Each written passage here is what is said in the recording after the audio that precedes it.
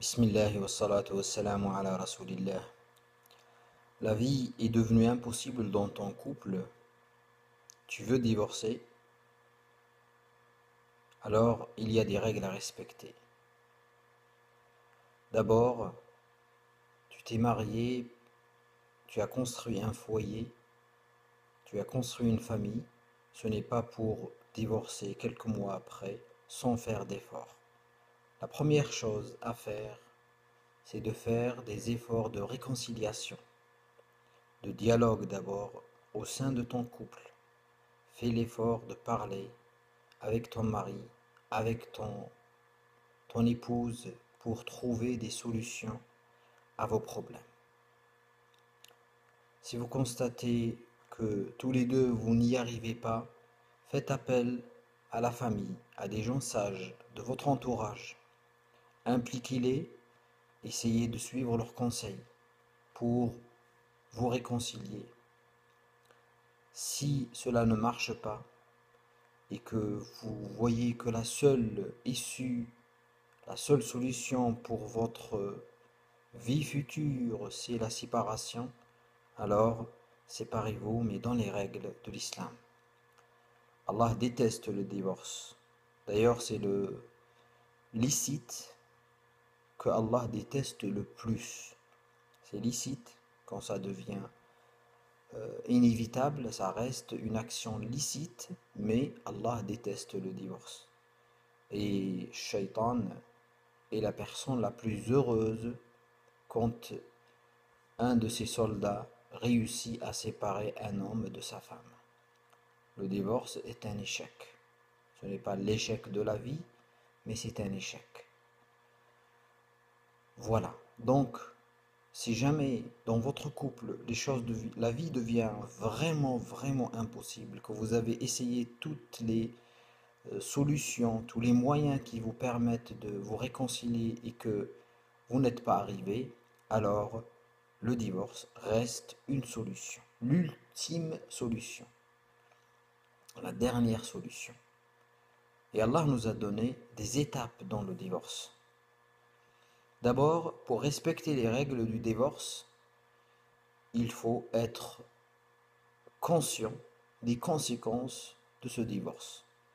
Il faut le faire dans un état normal. Il ne faut pas être en colère quand on fait un divorce. Il faut laisser passer la colère, réfléchir. Quand vous êtes certain que la vie est vraiment devenue impossible et que votre décision est prise, l'homme, le mari, doit prendre ses responsabilités pour divorcer. Allah lui a donné cette tâche.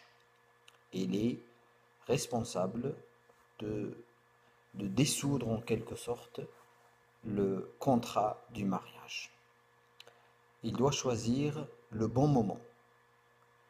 Le bon moment d'après les règles de l'islam, c'est pendant une période où sa femme n'est pas en période de règles.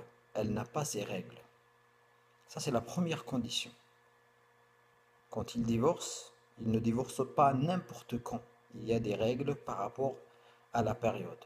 Il ne faut pas que sa femme ait ses règles ou juste après avoir accouché. Donc, il peut divorcer pendant une période où sa femme est en état de pureté. Et l'autre condition, c'est qu'il ne l'a pas touchée, qu'il n'y a pas eu de rapport intime entre lui et sa femme depuis sa purification. Cela montre que la vie conjugale est devenue impossible, que ce couple-là n'a pas de vie intime. Et c'est pour ça que l'islam exige cela. Donc d'abord la période, il faut choisir la bonne période. Après, il faut une réunion. Une réunion où on est tous conscients, on est tous calmes, et l'homme doit parler à sa femme en la présence de deux témoins. Je vous explique le divorce dans les règles de l'islam. C'est comme ça qu'il faut faire. Il y a deux témoins, de préférence des gens qui sont de la famille, et de préférence une personne de sa famille à lui et une personne de sa famille à elle. devant ces deux témoins, l'homme parle respectueusement à sa femme pour lui dire, ma femme, la vie est devenue entre nous impossible. Nous avons essayé d'arranger, mais nous ne sommes pas arrivés. Alors, je te divorce selon les règles de l'islam. Voilà, une seule fois. C'est pas tu es divorcé 1000 fois, tu es divorcé 3 fois, tu es divorcé définitivement. Non, une seule fois, il le dit calmement et devant deux témoins.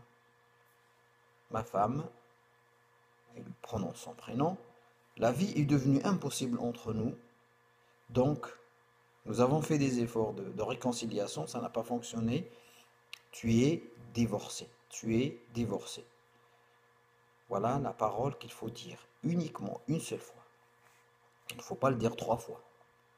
Et à partir de ce moment-là, quand l'homme prononce cette parole, le contrat est rompu.